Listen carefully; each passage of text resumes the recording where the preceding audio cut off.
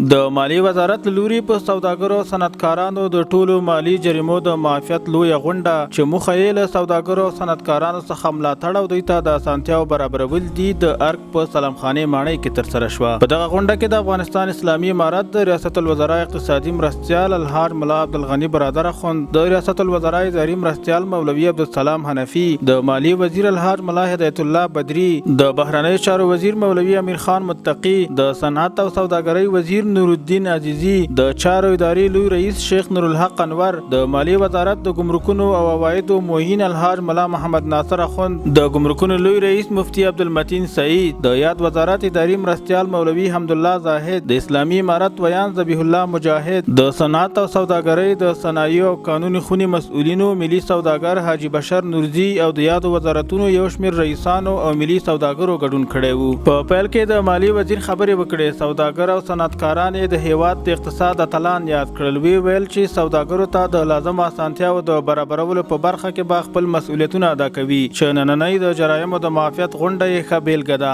ښاغلي بدري زیاته کړه همدارنګه په تیرو 15 میاشتو کې چې کوم تجارانو او صنعتکارانو چې خپل مالی حسابونه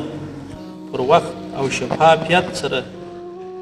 تصفیه کړي موږ ورڅخه مننه کوو. د ریاست الوزرا اقتصادي مرستیال الحاج ملا عبدالغني برادر اخوند وویل همدا مالیات دي چې ملي بودیجه تمویلوي، نو اړینه ده ترڅو ټول مالیات په رڼه توګه په داسې ډول راټول شي چې نه د اسلامي امارت عواید کم شي او نه هم په صنعتکارانو او سوداګرو دروند بار وي. دا به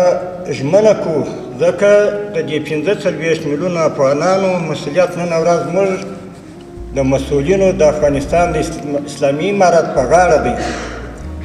اسلامي امارت د افغانستان د سوداګرو، تجارانو، نور پانګوالو د هغو د عزت د حیثیت د مال او شتمني او د سر د مال ساتنه ذمہ داری ده.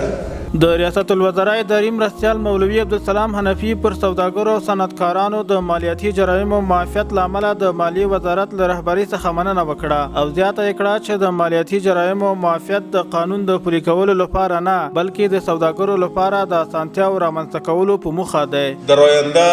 این مسئولیت اخلاقی همه ما و شماست که کدام مالیه‌ای که از طرف وزارت محترم مالیه وضع شده است او را به شکل شفاف و بر وخت باید تادیه شود. د ګمرکونو لوی رئیس مفتی عبدالمتین سعید خوښي څرګنده کړه چې د هغو سوداګرو او صنعتکارانو د هڅونې په غونډه کې برخه لري کوم چې مالیه یې په خپل وخت تحویل کړې ده. نوموړي په ګمرکونو کې د روڼتیا رامنځته کولو او د ژمنو اشخاصو په دندو ګمارلو څخه یادونه وکړه او زیاته یې کړه موږ په ګمرکاتو کې لله الهام کاري وخت زیات کړی د پاره د سهولت د تجارانو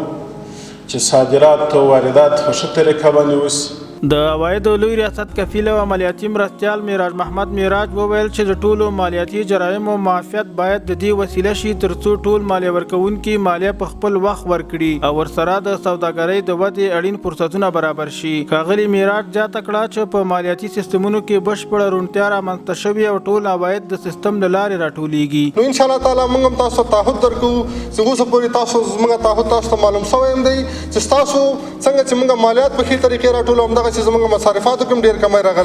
د صنعت او سوداګرۍ وزیر نور الدین عزیزی افغانستان د نړۍ په کچه یوازینی هیواد یاد کړ چې د سوداګرو د اسانتیا په موخه یې ټول مالیاتي جرایم معاف کړل. نور الدین عزیزی زیاته کړه چې مالیات ولس ته د خدمتونو په موخه اخیستل کیږي او د همدې کمو مالیاتو په وسیله د هیواد اقتصادي خوځښت غښتلی کیږي چې باید په خپل وخت تحویل شي. د سوداګرۍ او پانګونې او د صنایعو قانوني خونې مسؤلینو هم مالیه د هیواد لپاره خورا مهمه وګڼله. د مالیې د ورکړې په برخه کې د پوره همکارۍ ډاډ ورکړ او د جرایمو د معافیت له امله یې د مالیې وزارت څخه مننه وکړه. د هیواد د بهرنیو چارو وزیر مولوي امیر خان متقي خوښي څرګنده کړه چې د اقتصادي خوځښت د یوې مهمې کتلې د هڅونې په غونډه کې برخه لري. نوموړي زیاته کړه چې په هیواد کې د پانګونې لپاره اړین شرایط برابر شوي او سوداګر باید د دې فرصتونو څخه ګټه پورته کړي او په افغانستان کې په مختلفو برخو کې پانګونه وکړي. اخلاص او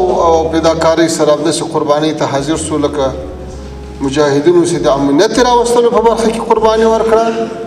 تاسو به ورونو د اقتصاد په بهبود کې قرباني ورکوئ. د مالیې وزارت اداري معین مولوي حمدالله زاهد د اسلام مبارک دین له نظره د رښتیني سوداګر ارزښت بیانولو ترڅنګ وویل چې اسلامي امارت په ځانګړي ډول د مالیې وزارت د سوداګرو لپاره د اسانتیاوو رامنځته کولو او هڅونې په موخه لازمې هڅې کړي چې د مالیاتي جرایمو معافیت او په ارګ کې د دې سترې غونډې جوړول د دې هڅو ښکارندویي کوي. د چارو اداري لوی رئیس شیخ نورالحق انور د ملي سوداګرو او صنعتکارانو ملاتړ د اسلامي امارت لوی مسؤلیت وګڼه او دوی ته د لازمو اسانتیاو برابرول یې د دولت مکلفیت وباله او زیاته یې کړه هغه تجار چې شی تادیه کوي حکومت ته او یا یو بل چاته نو دی تر کومه حده پورې مطمئن وي چې دا په جای لګېږي او د ګټې په جای کې راځي نو دی په پوره اخلاص سره په امانتدارۍ سره